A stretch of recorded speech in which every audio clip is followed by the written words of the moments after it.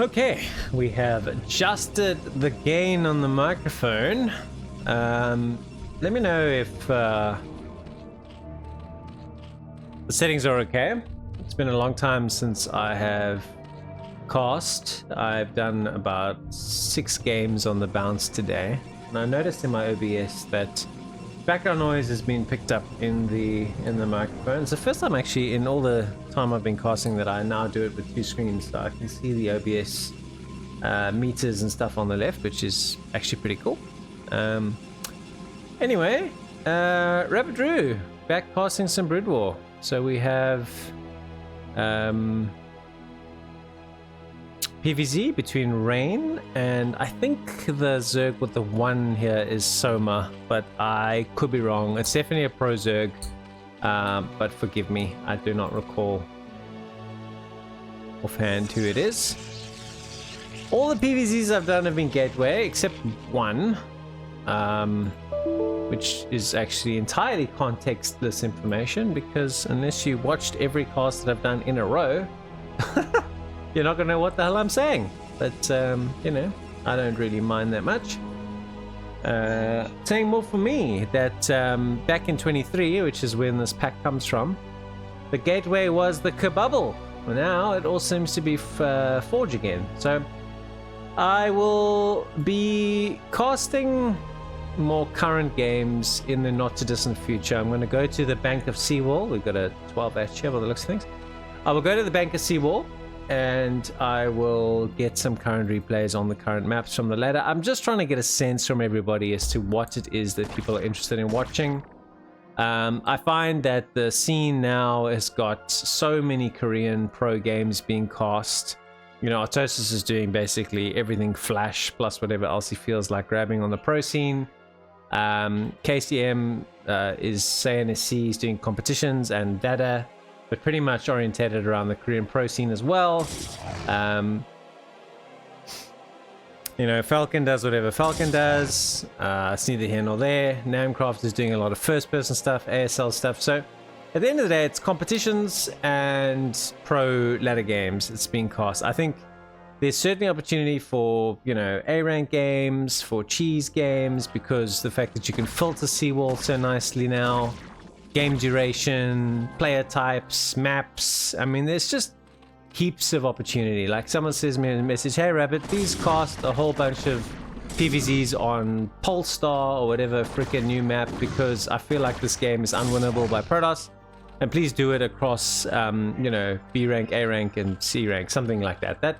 I'm thinking that's I'd like it to be on demand, because I don't really know in terms of who the viewership is of YouTube casts. If it's just people that love watching Korean pros play only, then cool. Then, you know what I mean? Then that's what we will continue to do.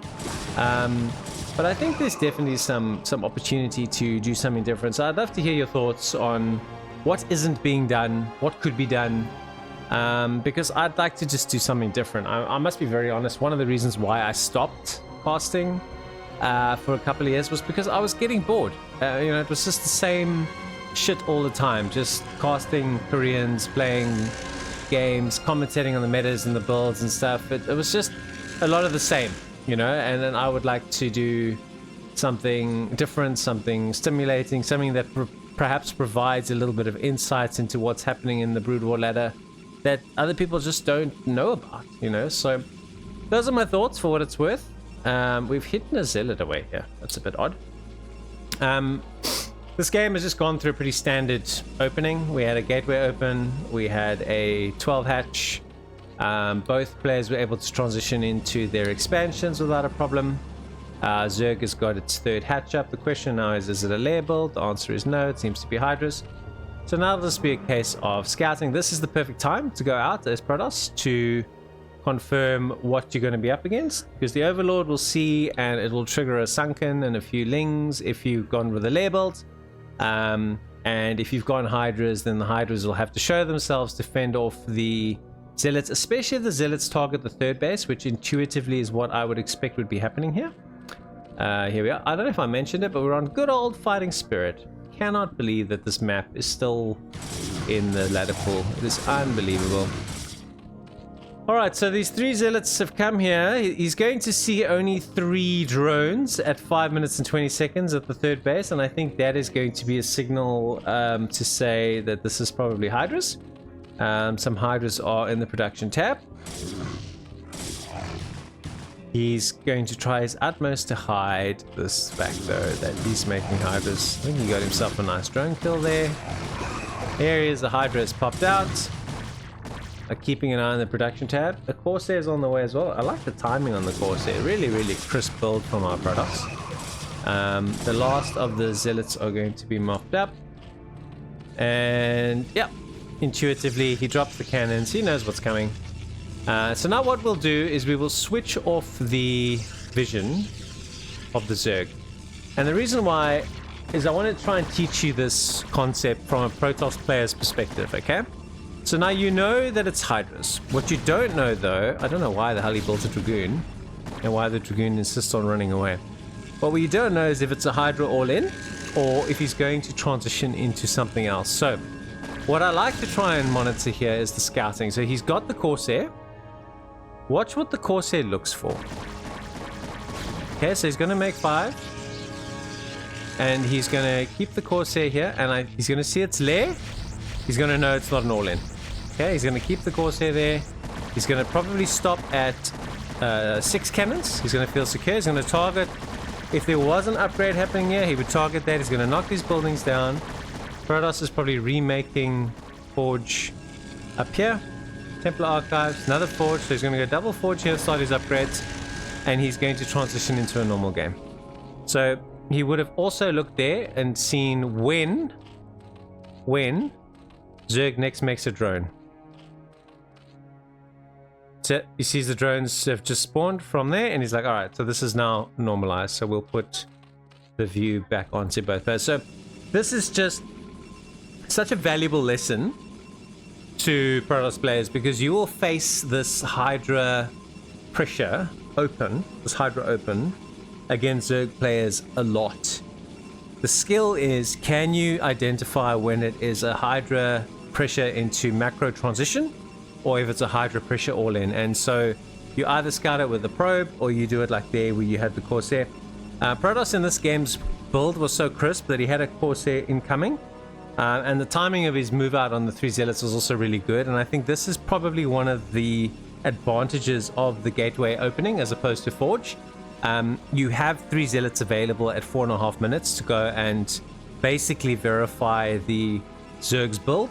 So it's much harder for the Zerg to catch you by surprise. We have a DT out on the map, looking to see what dramas he can cause. There is a Overlord here, and there are a couple of... I like the sim, it's actually really solid, so I don't think he's going to get much damage. Lings are just chilling. Hydra's here just chilling to block. I find expanding on Fighting Spirit is pretty difficult. I mean, obviously up here is where you would look to expand to. And so naturally Zerg is expecting that and it's putting all his scouting out accordingly. Robo on the way. I like how Rain's progressing in his build. Looks like he's just going to go with sort of a standard ground army storm, the whole toot. I don't know if he's scouted something with his Corsair that has made him think he's going to need... okay, he's obviously scouted the Spire. So he doesn't want to lose 2 mutas. That's a potential loss condition. So he's just making these as sort of safety cannons. The mutas have become very popular in the killing High Templars mid-game composition. But this is very, very solid play from our Protoss so far. But also no dramas at all from Zerg. I think he's been quite patient, played well.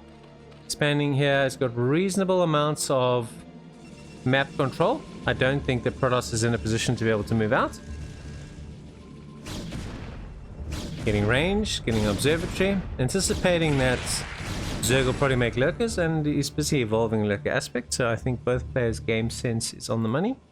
I think this is an attempt to just try and contain the Zerg, to try and contain the Protoss, and to keep map control. Got Overlord speed, got expansions. I think his plan would be to expand up this way of the map and cut the Protoss off into this arc here. and try and limit the Protoss's movement as much as possible into this curve of the map and take the other L, the whole L curve, for himself. That's pretty much how Zergs beat Protoss. They just scale and swell and get too big. When Protoss becomes hard to beat is when they successfully get up to 4 bases, and Zerg is only able to get up to 4 or 5 bases themselves, and then the players fight over base 5 and 6. In terms of macro games, that tends to be the trend, and this timing, around between 10 and 12 minutes, is when the Protoss will try and establish a third. So, Zerg will either press the main, because all the defenses have gone elsewhere, although this High Templar might have something to say about that. He's expanded with an observer. This is very, very solid play from Rain. He's made absolutely no mistakes. His timing is really, really crisp. His risks are all really well covered. I genuinely don't think that Zerg can do anything about this. They just have to accept it.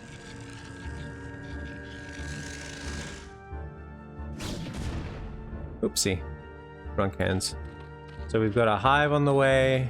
Evolution chamber to get our double upgrades going. So it looks like he's going to be progressing into hive tech, I think. Soma is probably sensing here that he's going to need a lot of hatcheries. He likes to make them in the second main. He tends to make about 4 or 5 macro hatches. And he's going to need some tech, and he's going to need some upgrades to beat Protoss, because Protoss has established his third base without any dramas. I think pretty soon we'll see Protoss move out onto the map to try and contend for this middle position here, so that he'll be able to expand behind it and take this half of the map. If Protoss on Fighting Spirit gets half the map like this, Zerg has no chance. So it's really about fighting for these edges, these thin edges, in these macro games that make all the difference.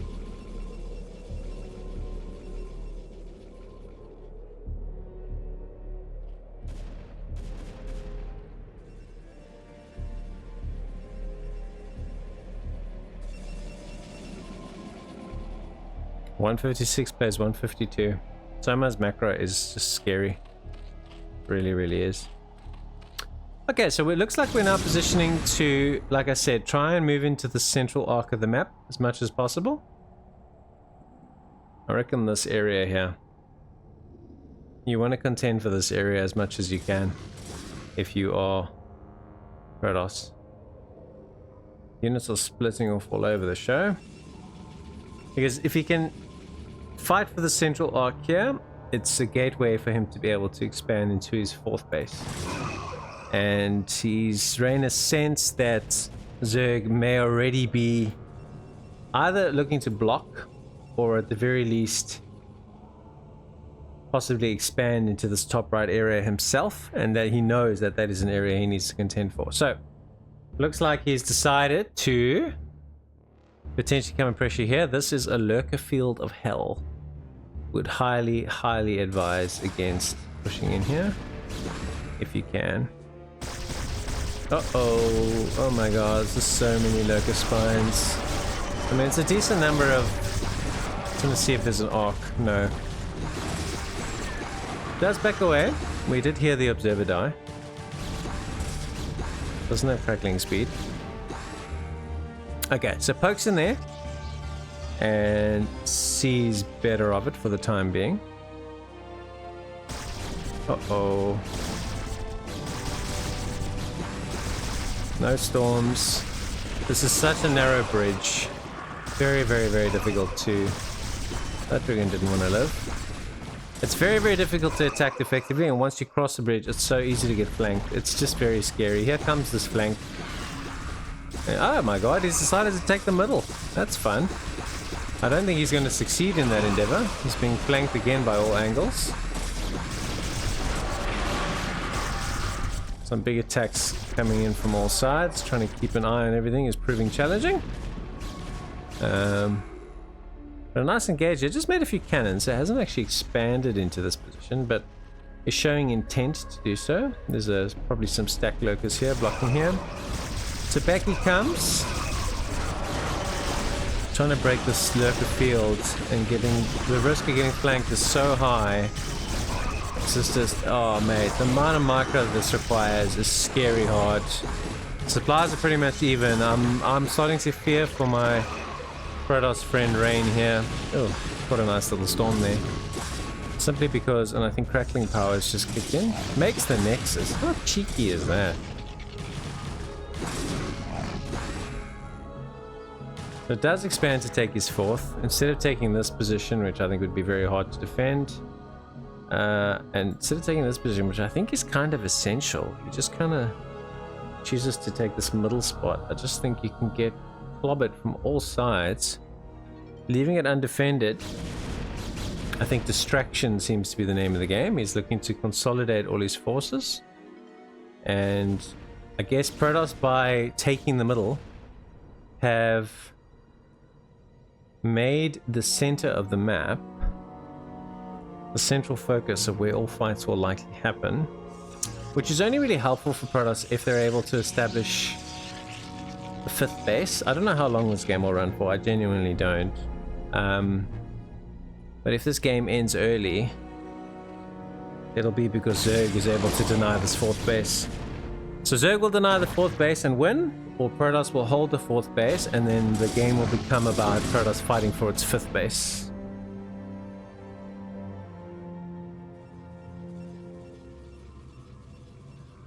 I just don't feel good about this, man.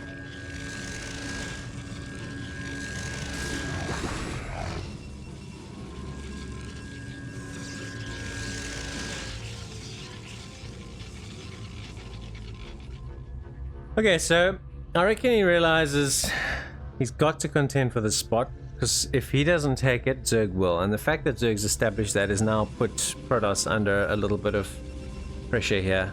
Because even establishing this 4th, Zerg is now up to 1, 2, 3, 4 being established, 5, 6, 7 mining bases. I mean, and these aren't even that low. So it's decided to come in here and pressure the old natural, and is being flanked from a number of angles. This is an intense amount of fighting, and he will now get out of dodge there and try and pressure this. This is just such a difficult position to break. Like, this is why this map is so hated by so many people. Like, how the hell do you break one of these high ground bases? You just don't. There's so many lurkers here. I mean, his presence from Soma here is so strong. He's totally maxed out.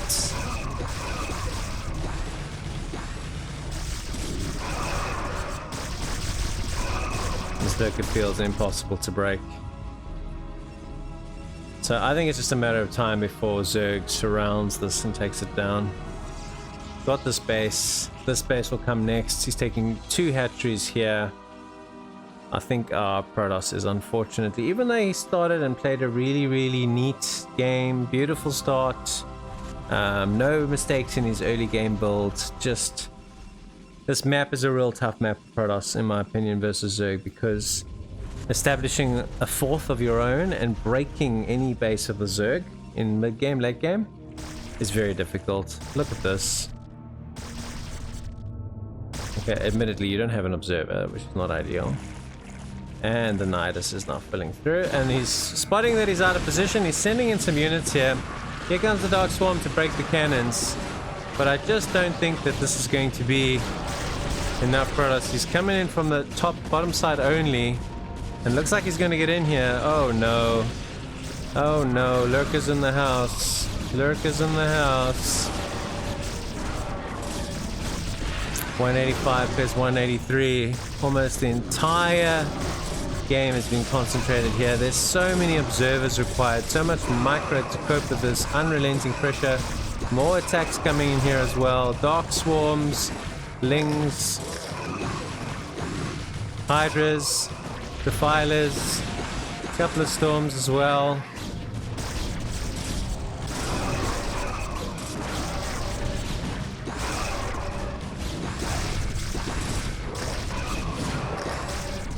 Oh, Zerg's just got too many bases here. Just a matter of time. It's just absolutely endless waves. Protoss is fighting valiantly, but unfortunately Zerg just got too strong. Nice storms.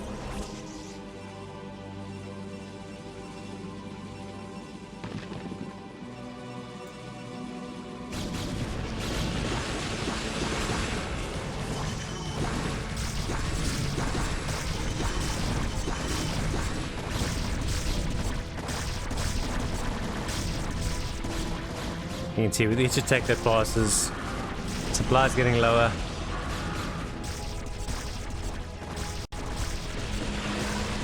Reinforcements are getting fewer. Couple of 3 high Templars for luck.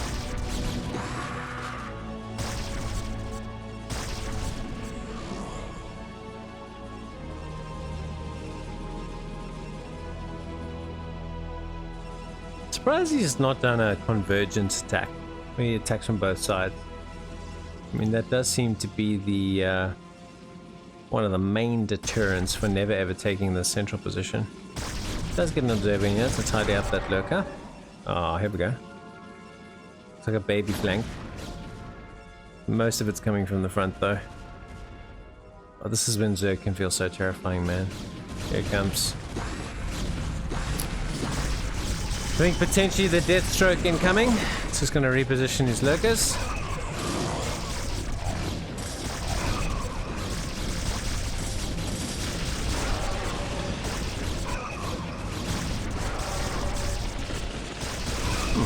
Nice storm on the lurkers there.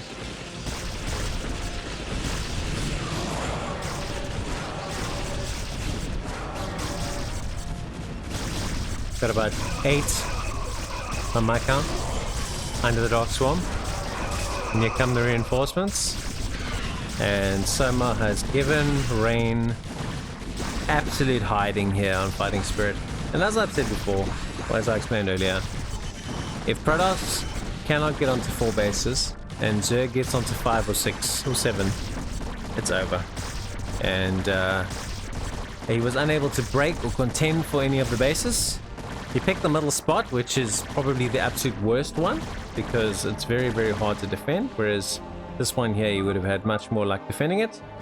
But a very, very, very clinical, solid game from Soma. And like I said, Rain didn't make a lot of mistakes, but the macroeconomics of this matchup are just so clear-cut.